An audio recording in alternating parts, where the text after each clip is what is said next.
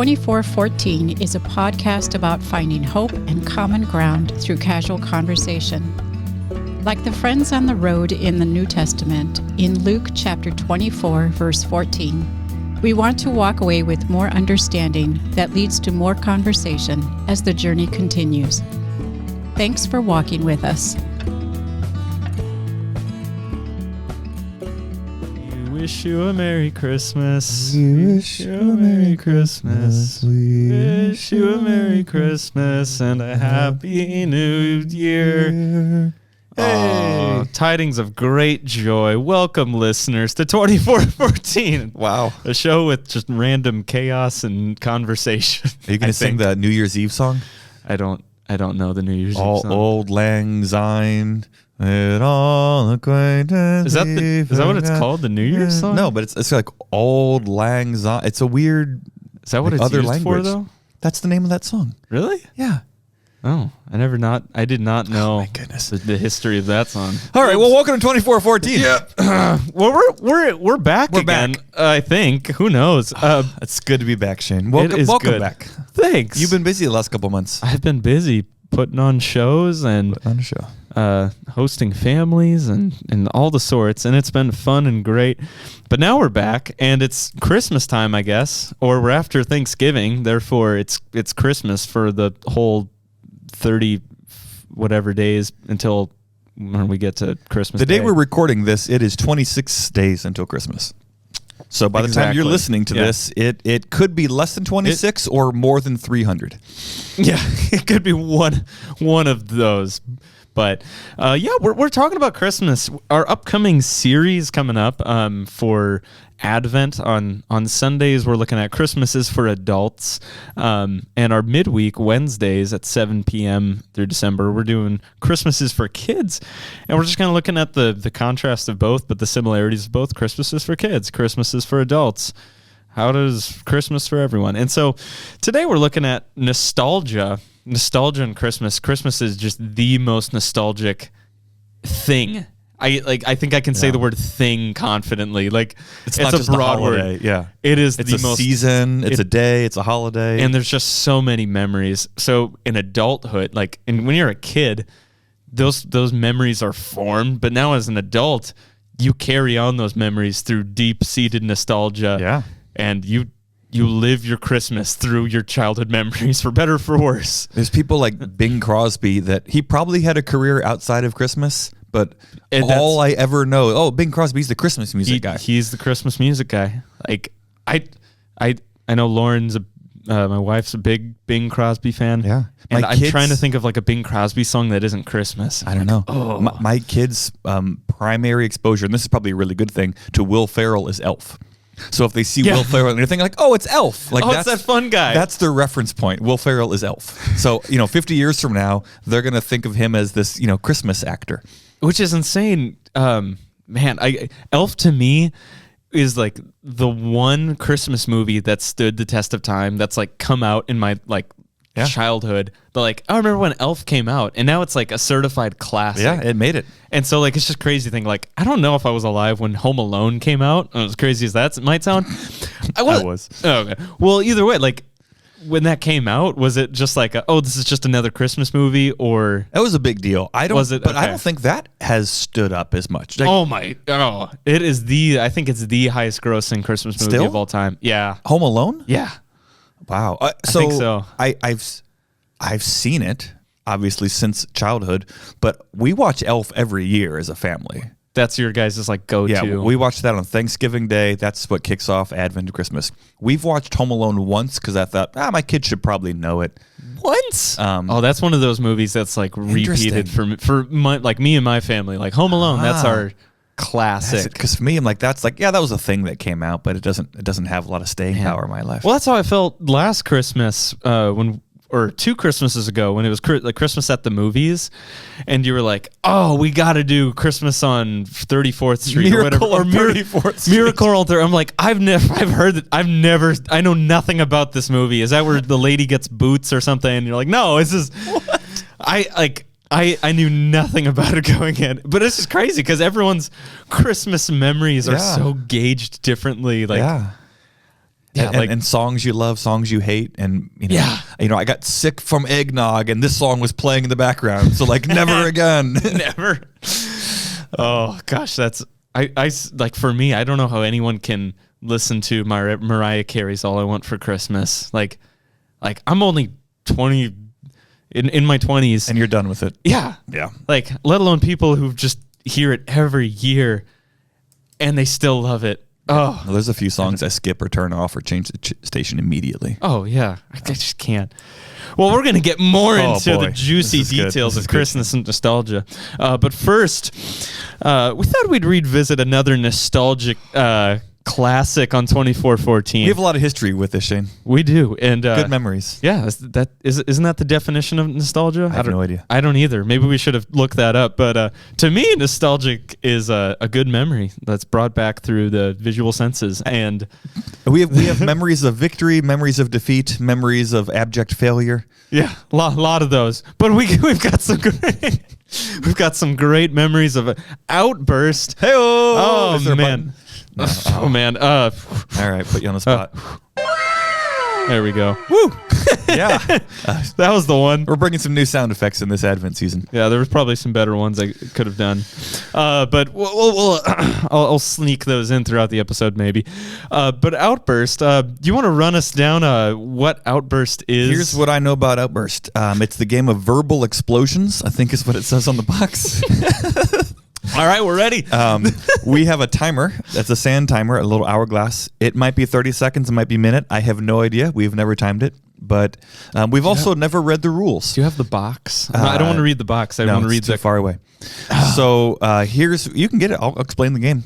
So here's how we play Outburst. We took these cards out, and they are 1980s technology where it's a largely red card, and it has actually it's Christmas colors. It's green on the top and red in the middle, and it gives you a category. So we're not going to do this one, but this particular category says podiatrists work on ... So Family Feud style, podiatrists work on ... and you have to come up with the top 10 answers according to some anonymous person back in 1986. I feel like it'll spoil it if you read that card because the answers. Yeah, I wanted to get the box for the copyright. This is 1988. Oh, 88. Okay. So, that's very different trivia as we found out playing this game. The answers are not what you expect. Yeah, and there was a different degree of sensitivity and appropriateness for a family game, let alone just public conversation for a podcast, or let alone a Christian church, little podcast. Yeah, you gotta find the right cards. So what we're gonna do here is I'm gonna kind of cut this deck, pick a random card. I'm gonna read the whatever you call that top line out, what the subject is, what we're going after. I'm going to flip the timer, and Shane and I are going to verbally outburst. Oh, no, explosion. Yeah, it's a game of verbal explosions. We're going to explode verbally. Yes. And you might also just hear awkward silence and crickets because we don't know as much as we thought about, Dwight D. Eisenhower. But we encourage you to play along at home. We're going to go as long as this mystery sand hourglass goes. When that stops, Shane will hit the timer, the buzzer, or a random sound effect of his choosing, and then we will reveal the top 10 answers, and you can you see how many we got. You can see how many you got. Yeah, so play along with us wherever you are, in the car, and the... What else? Yeah, drive safely if you're driving. This might get a little crazy. It might not. Shane, are you ready? Guess as I'll ever be. I'm just gonna do it, read it, and then we'll go. You got the timer? Yeah. Okay. All right. What's our topic? Our first category here: things. I'll read it a couple times and then flip it. Things at City Hall. Things at City Hall, and go. Mayor. There's a mayor. Judge. I like it. Permits. Oh, yeah. Police. Things at City Hall. Let's say laws. There are laws at City Hall. I bet there's chairs and desks. Pillars. Ooh. Oh, the justice lady with the scales. Lady Justice, I'll say. Lady Justice. I know what you're talking about. I know this isn't a courthouse. City Hall. Just say governor. I don't know. Boycott, like protesters. Ooh, yeah. concerned citizens, angry like people, angry people. What? Mobs. Yeah. Mobs. The DMV isn't at City Hall. What's it? Is it line? City Hall? I don't know. A line, a slow-moving line. There's got to be one of those. Coffee. Coffee. There's waste baskets. I'm trying to think 80s. Oh man. And time. Yeah, I couldn't. Do we have a buzzer sound effect? No. I was saving. I was you had saving one job. All right. I was saving some of the effects for depending on if we got anything. Before you read it. Yeah. What out do you of think? 10, I think we got 2. I bet these answers are going to be like specific. I'm gonna say 4.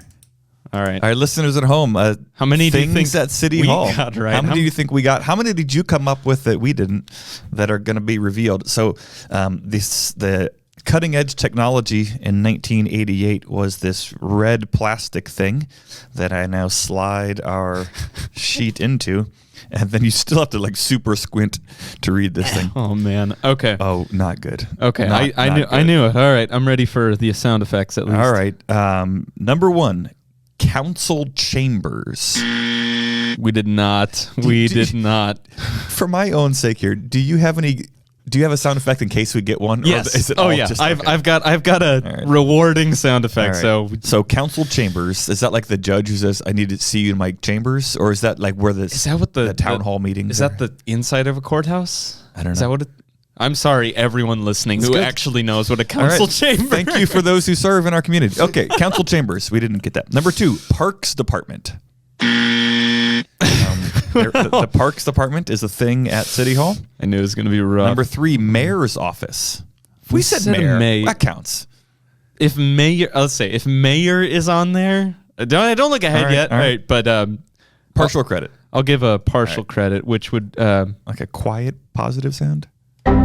how about the air's window? It's because Okay. stumps. All right. So council chambers, Parks Department, Mayor's Office.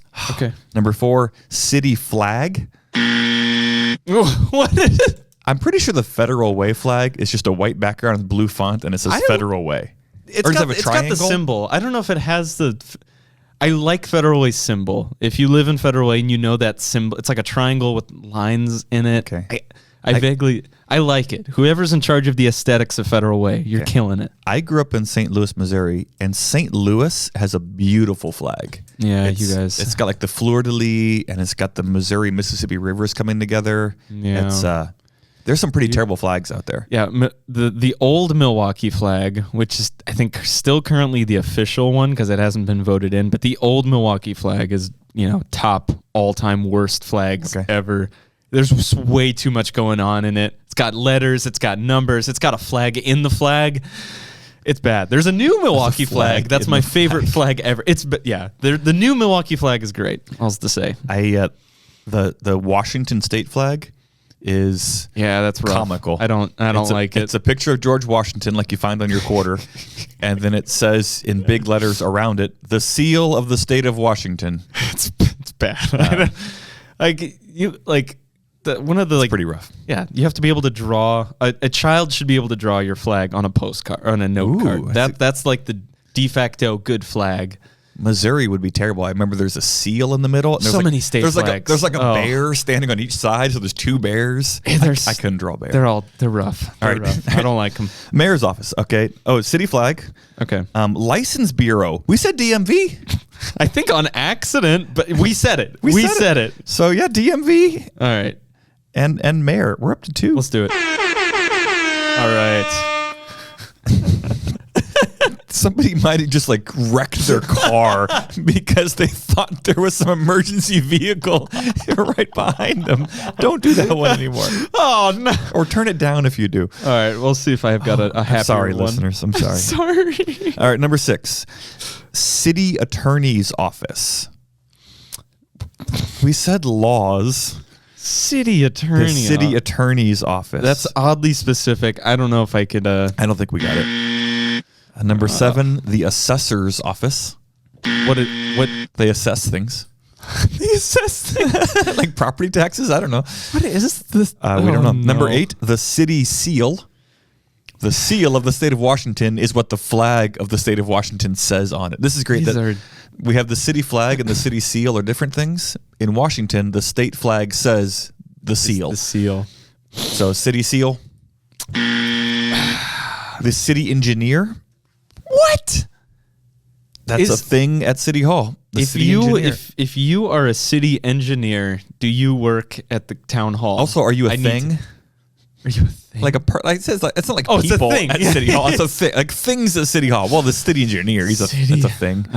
Okay. And last but not least, you have a final guess? What it is? Yeah. It's gonna be bad. I'll give you a clue. It's not on our list. Janitor. Nope. Building department. The building department. I said coffee and chairs and angry people. Well, ours are objectively right. Like we are building department. The building department. Okay. I don't know anything about city halls. I did say permits. Does the building department do anything besides building permits? Or is that what the building department does? About a half a point. All right. That gives us about 2.5. Whoa. I guess 2. Yeah. Just saying. That was not good. Okay. That's round 1. You ready for round 2? Yeah, I need a better. Okay. I need a more rewarding card for that. Should we go with this one or do we pick a blind one? I feel because I'm reading it now, I get a head start. It's more, I love the chaos when you just pull the card and it's like, and we're reading Richard Nixon. All right. So in the spirit of Pastor David LaFleur, who also loves chaos, here we go. Are you ready? Chaos reigns. Yes, unless it's not good. Okay. If it's as in like inappropriate. Yeah. If it's inappropriately dated. Okay. Here we go. People who wear uniforms. People who wear uniforms. And go. Military. Police. Fire department. Firemen. Clergy. Sometimes. Oh, yeah. Doctors. Yeah. I'm going to say Army, Navy, Marines. Yeah. Coast Guard. Yeah, no, in this game. Army, Navy, Marines, Coast Air Force. Air Force, all 5. Is that 5? Army, Marines, Navy, Air Force, Coast Guard. Yep. Okay. Who else wears a uniform? Judges. Yeah. I'm just gonna say the Milkman because this game is 1988. 80s. A post office, a mailman. A mailman, a postal carrier. I'm gonna say a pilot. None. Pilot. It was probably a stewardess back then instead of a flight attendant. Yep. People who wear uniforms. A clown. Oh yeah. Uniform. Security guard. Who's like the guy at the circus who's in charge of everything? Ringmaster. That's Ringmaster. Sure. Why not? And time. Okay. Ringmaster. That's gonna be on there. I don't know why or how. It's what do you give me if Ringmaster's in there? If that's even what it's called. Okay. I feel better. What's your number? I want to say 7. Yeah. I feel more optimistic, but I'm constantly let down. I'm going to say 5. I don't know. I don't blame you. I've never underbid on our estimates. I'm like, we'll get 7. We'll get 9. We got 0. No, I'm going to overbid this time. I'm feeling optimistic. People at home, how many did we get out of 10? How many did you get? People who wear uniforms. Comment below if you legitimately got one that neither Shane nor I thought of in the mysterious amount of time that is the white sand hourglass. Okay, here we go. Do you want to read them off, Shane? All right, I guess so. One at a time? Yeah. All right. Well, if you could do 10 at a time, God bless you. Yeah, I don't know. All right. Right off the gates, we've got police officer. Yes, 1. All right. Well, that's good. 1 for 1. Yep. See, isn't that more? That's very positive. All right. Yeah, I'll do that instead of the air horn for now. Thank you. Next up, firefighter. Heyo. Hit it. I gotta make sure I hit the right. It's gonna be really awkward if I'm hitting the wrong one here. All right, 2 for 2. 2 for 2. 3. Mail carrier. Yes. Ooh, mail carrier. That's more like inclusive than I would have thought for 1988. Mail carrier. We said mailman. That's the same, right? Yeah. Okay. Cool. All right. I don't know if we got this technically. Okay. Nurse. We said doctors, but we did not say nurse. No.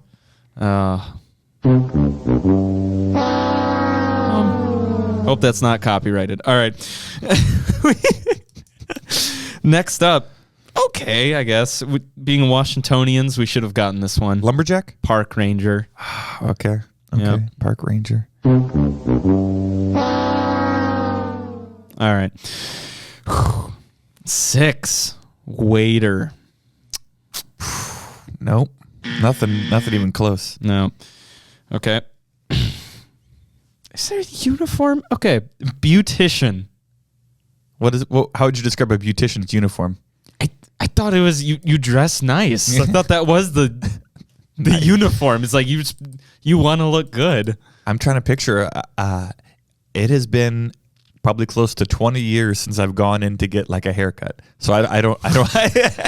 I mean, I guess there is a uniform at like sports clips, but like almost every Dick's, every job, like has a welcome uniform. to Costco. Yeah, but like if you're going to a hair salon, there's not a uniform. When I heard the category uniform, I was thinking I can identify what that person's profession is. Like if they were at the grocery store wearing their uniform, I know what they do. Yeah.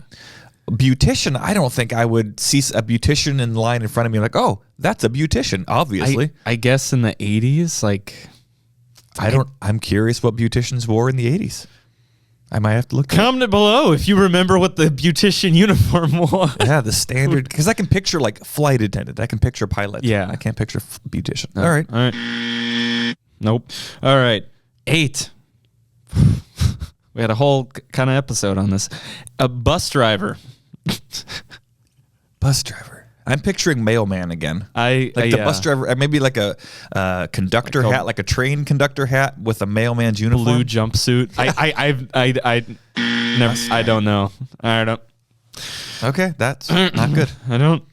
9. Cook. The white hat, like the chef. I guess. Hat. I can that's more see like a chef, which we didn't get either. Cook, I guess. White, which is is that like the white jacket? Like it must be with the kind of fancy folds, comical white mushroom hat, whatever. Or those like the are tall called. one. Yeah, the paper hat. like the tall. Yeah, it's like a baker. Yeah. Either way, I don't. All right. What? Because this is so. All right. We were 3 for 3. We started 3 for 3. 10. Scout leader. Scout. That's park ranger. That's for kids. That's the same. Like. I guess I would recognize it if there was a scout leader at Costco in line in front of me. I'd be like, "That's a scout leader."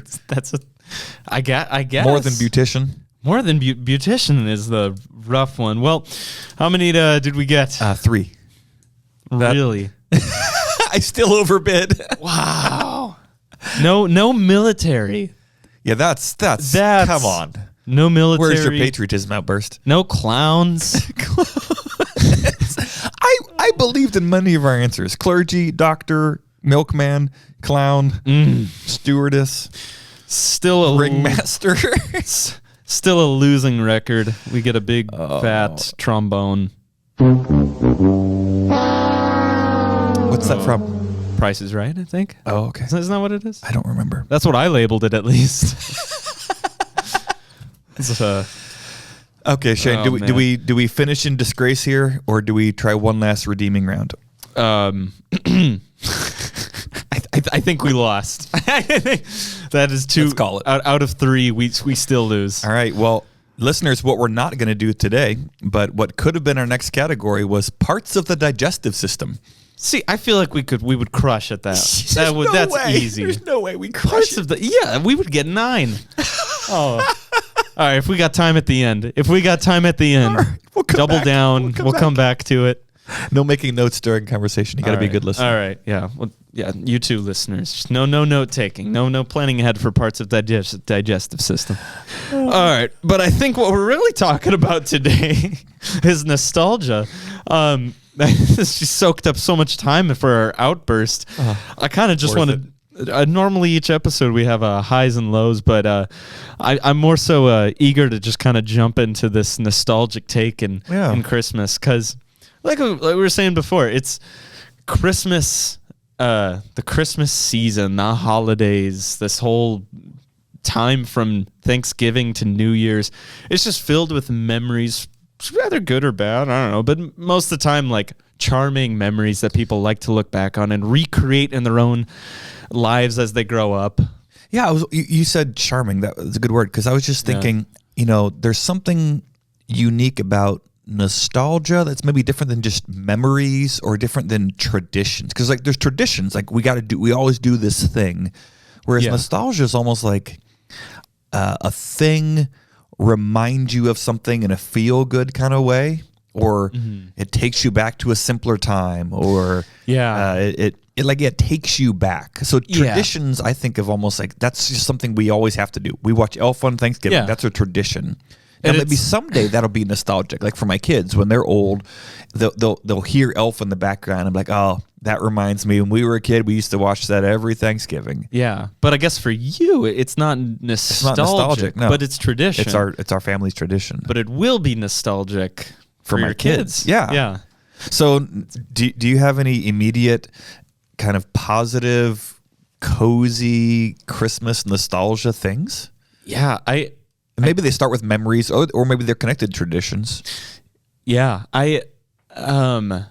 food, music. I'd say an easy, like, nostalgic answer for me, and I guess it's borderline tradition nostalgic. They kind of ebb and flow with one another. But for Christmas Eve, our tradition was you always open one gift for Christmas Eve. Okay.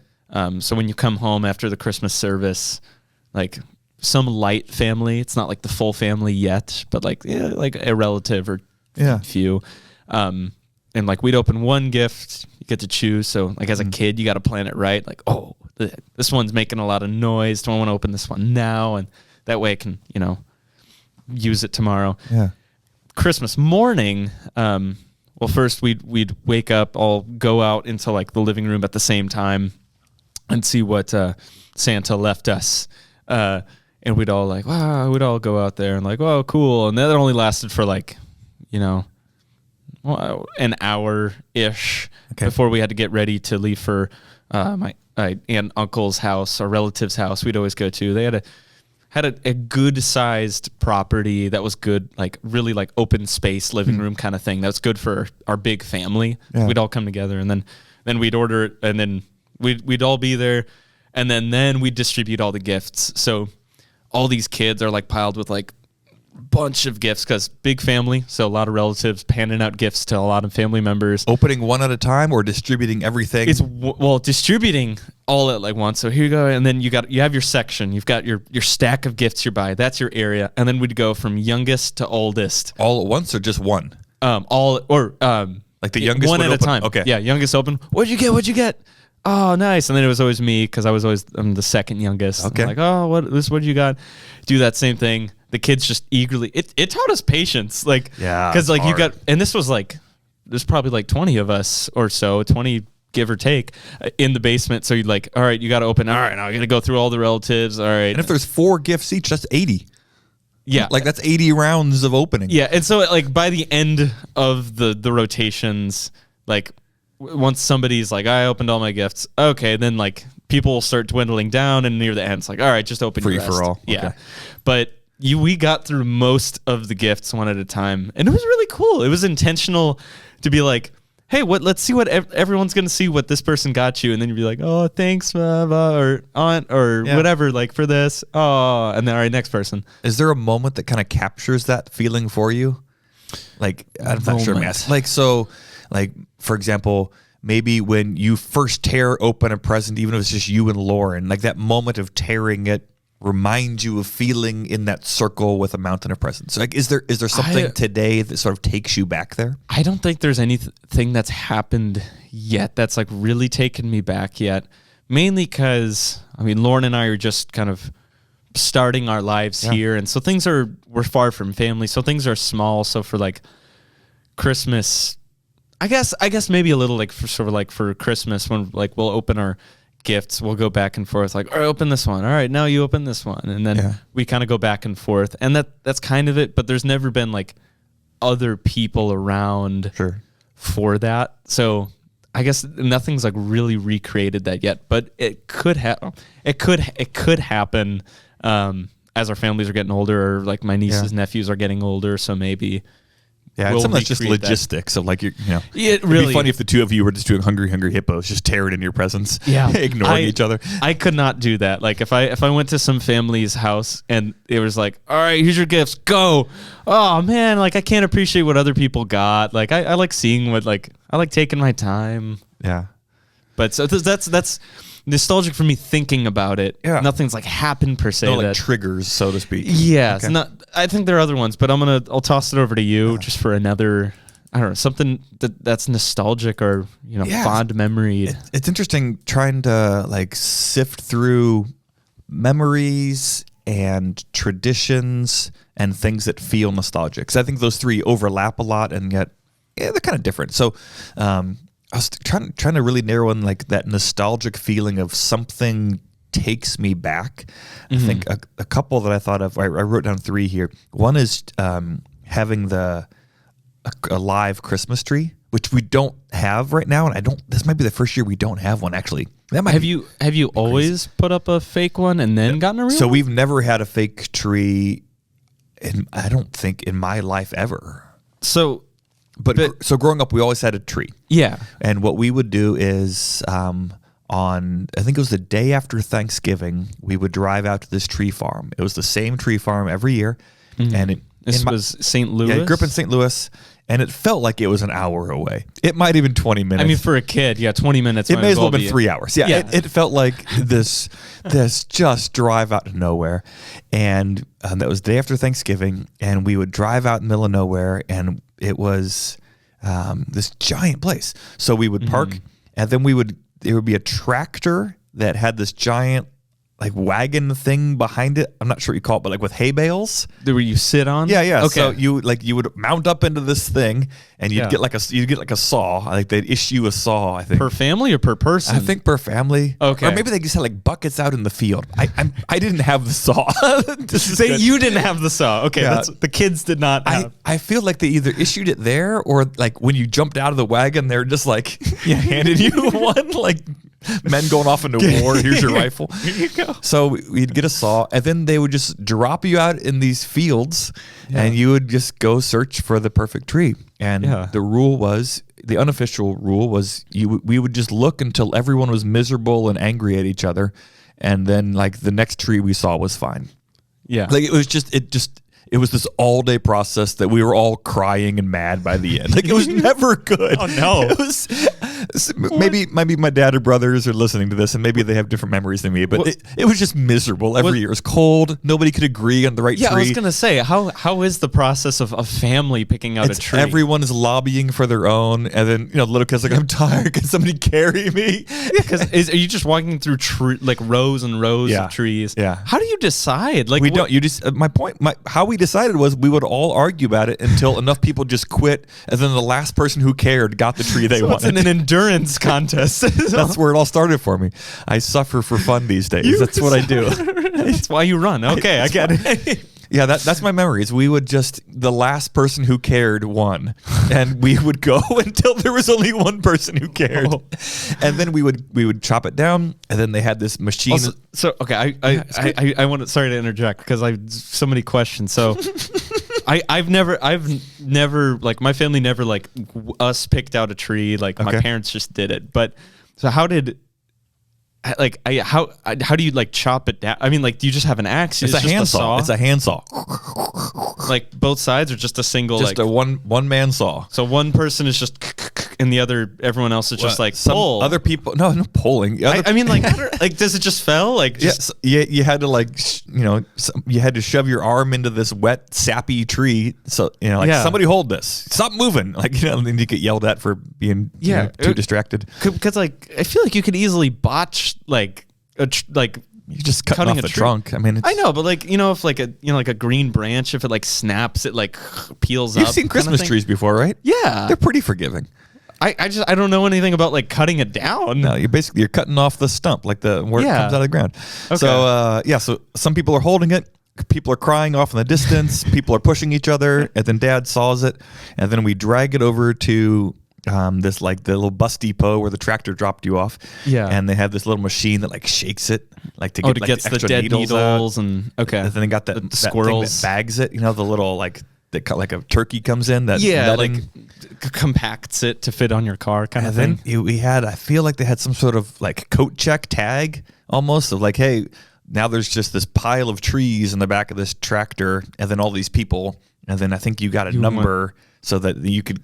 Because can you imagine spending 8 hours and then getting somebody else's tree? Would you be able to tell the difference? No. You bring it home. By the way, Shane, thank you for saying that. When we've got a tree recently, let me interrupt my own story here. Yeah. We were driving the other day, and one of my kids goes, "Hey, that's where we get our Christmas tree." It was Lowe's. They don't think of that as the hardware store or where Daddy makes our home better and fixes things. That's where we pick a Christmas tree. I didn't even know you could get trees. Oh yeah, you can get live trees or cut down already trees, but. Oh yeah. So we go to Lowe's, and we've tried to continue the tradition in my household of everyone arguing and nobody being happy and lobbying for your own tree until everyone quits. And so I go into Lowe's going, they've got some pre-bagged ones right here. It's already cut down. It's already been shaken. It's already in the turkey wrap. Yeah, that one's gonna be perfect. And my wife and kids like, but we don't know what it looks like. I'm like, does it matter at all? I don't know if I've ever seen a Christmas tree that's like. When it's pre-bagged? Well, no. I mean, like, like there's comical trees you see like in like cartoons or movies that's like, oh, it has no needles or like it's disgusting. Like, I don't know if I've seen one in real life that's like. Yeah. When you see them out in the wild, there's some pretty bad trees. Well, they're like missing whole swaths. Well, it's different in the wild, but like Christmas trees are groomed to. Yeah. Once they make it to Lowe's, it's probably pretty decent. It's probably decent. So we would chop it down, they'd shake it, they'd bag it, we'd get back on the tractor, we'd go back to like the headquarters. It's a giant place, just acres and acres. Yeah. And then I don't remember what some of these intermediate steps were, but I do remember two things back at the tree place. I think it was called Pea Ridge Farms. Mm-hmm. You can correct me if you're wrong, or Google it in St. Louis. Pea Ridge Farms. We would get, I think it was either hot cocoa or apple cider. I think it was hot cocoa. Mm-hmm. And there might have been a Santa you like sat. I think you got to visit Santa, you maybe got a hot cocoa and a. So it was like an event. It was a big thing. And then they had an ornament. They had a pewter ornament for every year. Like a different one. Yeah, so okay. This is the 1988 ornament. And then next year we'd get the 1989 ornament. And so it was this collection of ornaments. And so the two nostalgic things that come out of this, besides the post-traumatic stress of dealing with Christmas trees, is when I smell a fresh-cut Christmas tree, it takes me back to that kind of feeling of family time together. Yeah. And then that was kind of my first memory of like caring about ornaments. Is we'd have to find, I can't find 92. Oh, who's got 94? We're trying to find every year's ornament as we're decorating the tree. Try to go in order? Well, like, no, how do you know? Like, I remember we got the ornament every year, and that was a big deal. Yeah. And so I think it's called Pea Ridge Farms, getting the tree. And the other thing is, this was the day after Thanksgiving. We'd tie it on the top of the car. We'd go home.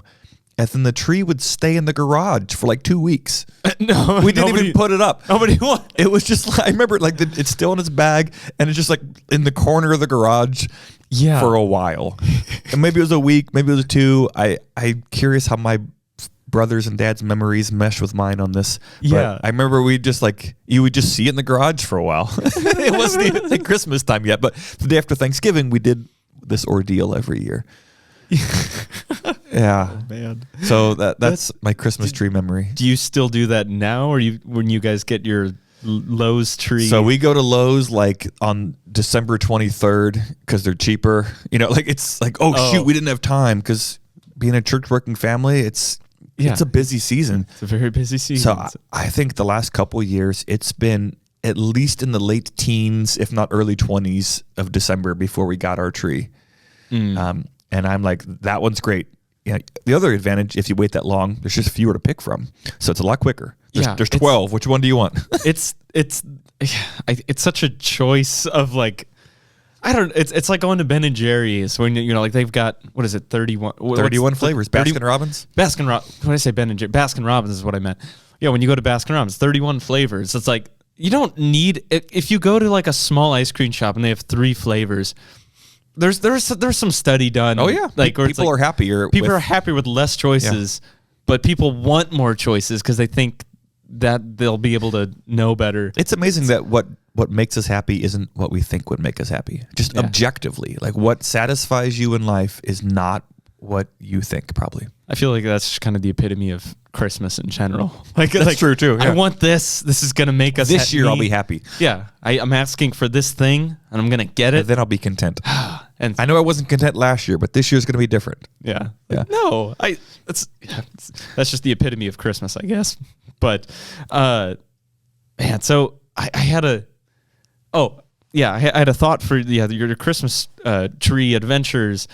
That's something I'm not familiar with at all. Like the closest thing I could relate to that, like going to like corn mazes in October kind of thing. Like it's a whole event that the farm, puts together. They got a lot of like people working and stuff to do.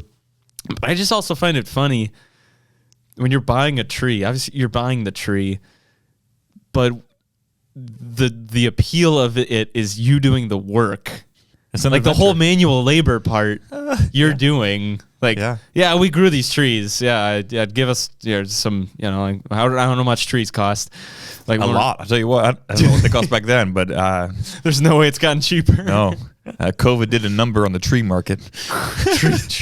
Tree farmers are feeling the squeeze. Times. Yeah. Supply chains and everything. I just find it funny that, like, you want that tree? Yeah, you get it yourself. Also, I know there's so much, like, work in the planning ahead of time to, like, all right, you got to plan years, decades in advance to have a Christmas tree farm.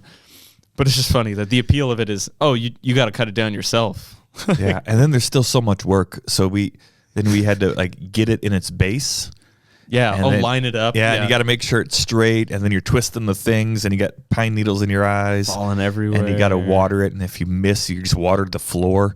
But you can't see because the tree skirt and all the needles, and the tree's whitest at the bottom, so you're just blindly pouring gallons of water. Hoping you don't have puddles of mildew under your carpet. Yeah. And so you got to get it straight from every angle, and you got to, which angle's by the window, and which one do you see, and then you got to get the lights, but you spread them out the right amount, and I remember hanging ornaments as a kid, and all the kids can reach only so high, so all the ornaments are like on the bottom, like on one side. I'm not like trying to evenly space it. I'm like, this is where I stand, this is where I put ornaments, and the branches are just bending down and down and down. I hate weighted ornaments are the worst thing ever. Like I don't have a solution other than hanging them like more into the center with more firm branches, but. Oh. So that's some Christmas memories. Did that prompt anything for you? Any other either memories, traditions? Yeah. I haven't thought about that for a while. I mean, it made me. It still makes me have a very deep appreciation for my parents and how they. And how they. What our tradition was and theirs, I guess, and. I it's nostalgic thinking about, but nothing like prompts it in what I'm seeing and doing per se yet. But when I was a kid, the appeal that my parents did was like Santa comes in the middle of the night on a random night in December and sets the tree up. And so on some weekend morning, we wake up and it smells like pine. We're like, is the tree up? And we go into the living room and it's set up. And the thing, I might have said this last year, I can't remember, but there was an ornament that was like of the iconic rocket that took out in Texas. I don't know, one of the iconic rockets, and it's space shuttle launching. Okay, there was an ornament for it, and if you push the button, it does this. And 5, 4, 3, 2. We always heard that. All siblings always heard it when we woke up. That sound, hearing that, we have to take off. That's nostalgic. When I hear that, that takes me back to Christmas. I'm like, the Christmas tree. And it's funny because when all of the siblings are together, we always joke about that, 5, 4, 3. We all know what we're talking about. Cool. But it's just insane to me because I'm the baby of the family. Now, by the time I was in high school, my parents were like, we're not doing this. So much work. So then it became all right, the trees in the back. All right, we got to find a day to set it up. I'm like, so boring. It's so funny to me because Lauren, my wife, she is so, she's so Christmas spirited. We're gonna we did that I guess that would be part of my highs if we did highs and lows. Like this past weekend, we set up our tree and decorations inside and outside, and we were doing that with like eggnog and rum and Christmas music playing, and like it was fun. And like, but Lauren telling me about it, like, oh, let's set up the tree. I'm like, oh, I don't want to do like that's so much work, like. Because it's not like nostalgic. It's not a positive me. memory. No, like it's just it was already set up. I was spoiled. Like I got to enjoy like the tree being set up already. And then later in my life, in my teens, then I finally started decorating the tree. So it's just funny hearing you talk this whole process of like finding the tree, cutting it down, picking it. It's sitting in the garage for weeks and then finding a time to set it up, line it up. Like it's a lot of work. My goodness, my parents did that in one day. Well, I think they bought the tree ahead of time. They stashed it and then they found the right night to, set it up. But my goodness, like it's such an appreciation for my parents and how they did Christmas for us. Gosh. Yeah. Shane, I keep having new memories pop up that I haven't thought about for a long time. I'm curious. Yeah. Also, I want to respect our time and our listeners' time. So I don't know if we save some of this for future episodes. All right. This is the nostalgia episode. All right. We got to dig deep. Well, we can't do it all. We have to be crying at the end of the We were crying at the tree hunting. We were all crying. And it was a silent car ride home. That was the tradition. I was crying at Outburst. So I guess. Well, these are just little ones, but we had a train set for around our tree. Oh, just like a circular one, or did it like go into different paths? It wasn't intense. So when I say train set, I know there are people who are like train aficionados and have those like little fancy trains and the whole villages. This wasn't that. Yeah. These were like, how do I describe it? In my head, and I could be wrong here, each train car was about the size of like an adult shoe. Well, those are big. They're like heavy, like big looking trains. Yeah. And it seemed like maybe 3 or 4 of them. Like it wasn't 40 cars. It wasn't those cute little guys that go around, but like they were heavy duty. Yeah. And I remember like smelling the electricity. Oh yeah. So it was one of those like more archaic systems. Yeah. And I'm sure it was safe. I'm also sure they would never sell it today. And I don't think we got electrocuted or anything, but I remember even as a kid, like, I don't think I should be touching this stuff. Does it have like a hum or buzz? Yeah, exactly. Oh, no. There was this box, and the box was probably, I don't know what to compare it to, but like 4 or 5 inches by 3 inches by 3 inches. So like an ornament box. That's what I'm imagining. Like the size of like an ornament box kind of thing. Yeah, or like maybe like if you made a fist, like an adult male fist. In box form. It was like a black box about that size and had this like red toggle that was like on or off. Okay. And it was like, it felt like these old Frankenstein movies where like now it's hot. Yeah. And it's like humming.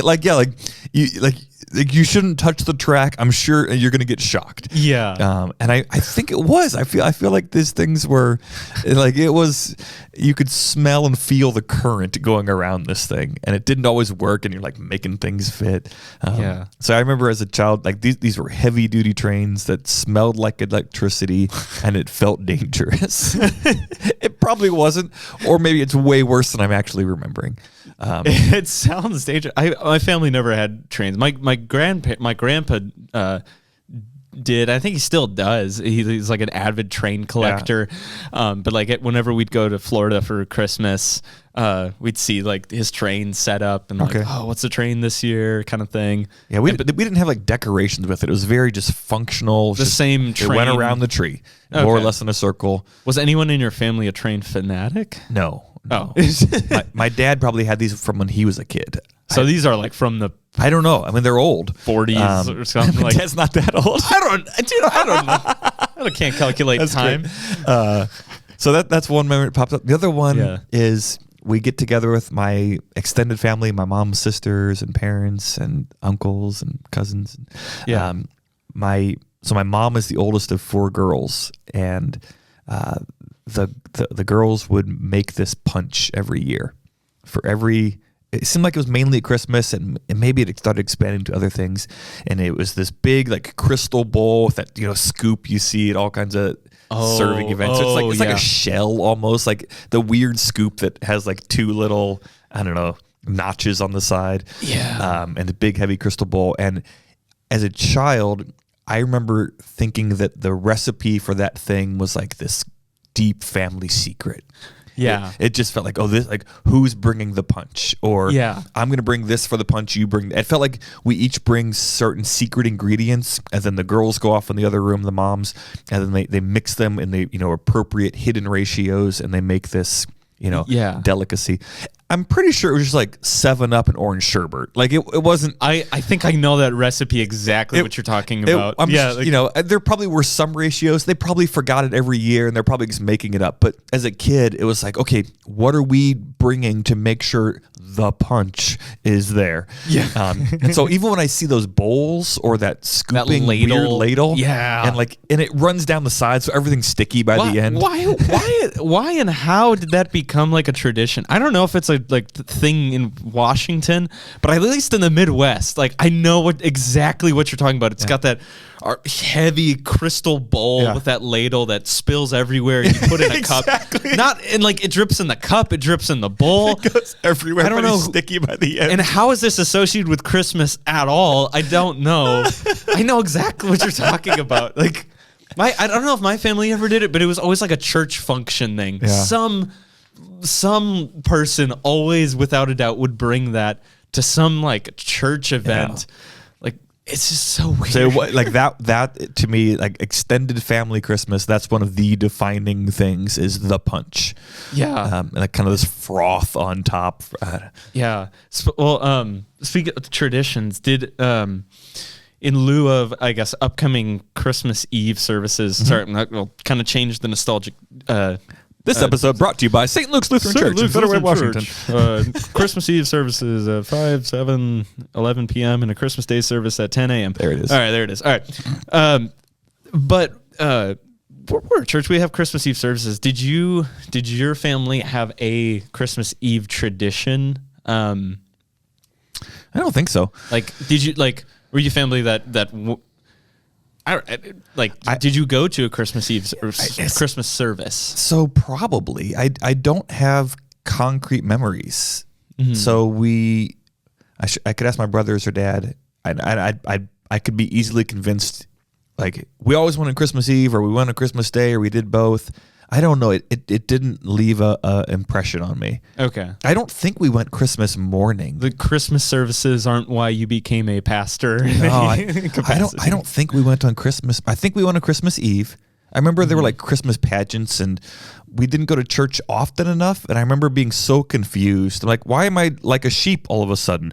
Like, we need another sheep or a shepherd. Like, you have a part. I'm like, I don't know who you are. I'm just shoved onto this platform. Read this. So we had those things. I do remember midweek services. Yeah. And those, and I don't think I could differentiate Lent from Advent, but those midweek soup suppers and a short service are some of my best memories of church as a kid. I don't have a lot of positive memories of Sunday school or church, but those midweek services, partly because there was food, but also I think significantly because it felt like sometimes on Sunday mornings, maybe people just go to church because it's habit or routine. Yeah. But those Wednesday services, it felt like, even as a kid, I recognized these people believe this stuff. Yeah. And they love each other, that feeling of real family, and we are committed to this thing, and it's not just a show or routine, and we're gonna like break bread together and sing and pray together. Even as a kid, I was like, this is special. There's something different going on here. People are going out of their way to be here in the middle of the week. Yeah. So I remember midweek services way more than Christmas Eve or Christmas Day. And it's funny you talk about the midweeks, because that actually is something I experience often when that like nostalgia switch is flipped. It's the midweek services. Something like deep in my body often like triggers that specifically when like it's like a dusk cold evening and I'm like walking out to my car or back from my car. I'm like, oh, this brings me back to when I was walking into my old church on like an evening, like a dark evening to go to church. And it's like you breathe that cold air and you go into like this warm church. Like that, with like the soup supper part, like is so nostalgic to me. Yeah. More so than any like Christmas service, Christmas Eve service, anything. Like those midweeks, like that's nostalgic. Singing like "O Come Emmanuel," like these very minory. and even the fact that the worship space, sanctuary, whatever, the church is usually more empty. I mean, almost universally, the midweek service is going to have smaller attendance than a Sunday morning. Yeah. Even that feeling to me is part of that positive nostalgia of it's not a show. We're not just filling the house. This is the saints of God who want to be here. And if it's a little bit few and far between, that's okay. That's not why I came. I didn't come to be part of a bandwagon or look how full our church is. Like, and that almost makes Christmas Eve jarring sometimes. Yeah. To go from these Wednesdays where it's, and not everybody can be here, so I'm not saying they're more faithful by any means, but this Wednesday where it's like the people who are showing up for a meal together and loving each other, compared to hundreds more people, but they're strangers. Yeah. That's a really hard trend as a pastor now, as a church worker. That difference between the final midweek and Christmas Eve is hard for me. Like emotionally, that's really hard. It's very, because it very much is a different feeling when you're addressing a room of people you don't know, a lot of people you don't know and recognize, as opposed from, I know these people. These are my family. These are my friends. Like, so we had a funeral here at St. Luke's yesterday, and there were, I don't know, maybe 40 people in there. Yeah. And there was the family of the person who died, and then there were like a dozen and a half of St. Luke's people who showed up for this person. And that service was tiny, but it felt so beautiful to me. Yeah. Like, it was just like, this is church. Yeah. We sang, we prayed, we heard God's word, we cried, we laughed, and like we showed up for each other. I'm like, that felt so good to me yesterday. Yeah, it really, I almost feel reminded, like through small moments like that, like a small funeral service like that, or just another recurring like midweek services that are coming up. Like I know I'm going to be looking back at these moments so nostalgically, like, and it's weird living it now, because it's hard to appreciate things when you're like, when it's the hassle of putting things together, like putting together services, putting together things, making sure things run smoothly. It's chaotic and stressful, but it's so easy to look back on. And I know, because I already do it with my first apartment. I'm so thankful to be out of that apartment. That apartment when I first moved to Washington. I hope I never have to live there again. Yeah. But I already look back at it and like, like simpler times, like in the middle of COVID, you had nowhere to go, nothing to do. Yeah. But it was it was just like, I had a cardboard box for my living room table, and it was bliss and simple. And like at the time I thought nothing of it, but being able to look back at them, and maybe it's just the part of it, like from my Christian mindset, looking back at it to see like, this is how the Lord provided for me and walked me through this time and got me to where I am now in these moments. Yeah. Is maybe even through that. Yeah. And I can look back at these moments, whether they were great or bad, and just like, and thankfulness and bliss and nostalgia. Yeah. Almost. I was asking my youngest what his favorite soup is, getting ready for soup suppers. Yeah. And he said chowder. He likes chowder, which I don't. Which, You don't like chowder? I don't. It's not my thing. Ever? Like no. There's a number of foods that I think I tried once as a kid, and maybe my mom was just bad at making it, and like forever, like, no, that's not a thing I eat. Yeah. But my kids love some of these things. So anyway, we had chowder was what Titus said, and it made me think this upcoming Saturday, maybe when this podcast is released, is the 1 year anniversary from Larry Davis's memorial service. Is it really? Yeah, it's been 1 year. Wow. Yeah, I thought it was so much more recent than that. Yeah, it's been a year. Wow. And he used to always make one of the chowders for midweek soup suppers. Yeah. So hearing Titus talking about chowder reminded me of just this brother in the faith who's, called to glory and is now resting until the day of Christ's return. Yeah. And so it was really touching to think, and I could even like picture his crock pot, like the crock pot, that Larry would bring for the soup supper, and just the simplicity of like a lentil bean soup, or it was probably just like canned chowder. I don't know if he wasn't like going I don't think he was going into the sound. He wasn't getting clams. Yeah. So however he made, it's just a simple recipe with this super old brown crock pot. And yet we're going to have soup, next week without him, and that's okay. And that memory, and maybe nobody else in the room will think about it, but it's interesting to think of how these crock pots spread throughout the room can remind me of like really deep friendships and, I don't know, grief and hope at the same time. Yeah. It's a lot for a soup supper. Yeah.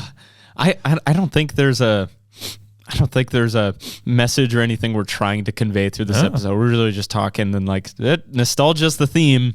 Yeah. Just run from there. But I almost want to like, it's just talking through like memories and all these like things we look back on. Like, it's such a beautiful thing. Like nostalgia or memories, I know there's a difference between them, but it's just like a beautiful thing to like look back at. And I don't know, I feel like there's some beautiful nuanced answer I could like try to say attached to it, but it really is just like this warm and fuzzy feeling. Like talking back through these. Here are my two takeaways, and then you can maybe, if you have any, or you can wrap it up for us. But first is, in order to create these memories, not that we were trying to create memories, but these memories come from having showed up, like showed up to stuff, even if it was hard, even if it wasn't always fun, like even like an extended family Christmas celebration. It might be a pain in the butt to get everybody in the car and to get there on time and the drive, and your cousins are weird and your uncle's odd, and they're not even gonna have the game on. Like there's inconveniences and costs to it. Yeah. But I can almost guarantee that if I had stayed home and watched the football game by myself, like that might have felt better in that moment, but it's not gonna bring warm fuzzies in 20 years. Yeah. Like, nobody cares what the score of the game was 20 years ago. And if you were comfortable and the house was quiet and you got to watch it in peace, like there's no memories from that. But having that sticky cup from the punch bowl, it was just cheap punch. It wasn't this amazing thing, but like so the memories for me have come from showing up. And if you want to have people in your life who are there for you, you got to show up with them, even when it's boring and normal. And then my second takeaway is, I love this podcast, Shane, because even if we weren't recording this, it helps create space for conversation. Yeah. And so I haven't thought about or talked about these things ever for some of them.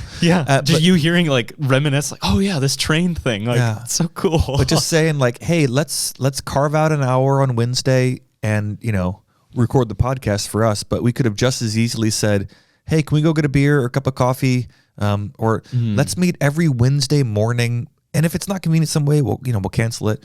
But to have a time where you and I can just share. We don't have an agenda. We don't know where the conversation is going to go. We're just talking because we care about each other. So showing up is what makes the memories, and kind of showing up with somebody and taking space to listen and to share kind of keeps those memories alive. Yeah. So those are the two things I've been feeling of. I'm glad I showed up for stuff, and I'm glad we're showing up for each other here. Yeah. I think I'm going to hijack your second takeaway, because it's kind of how I wanted to end this episode anyway.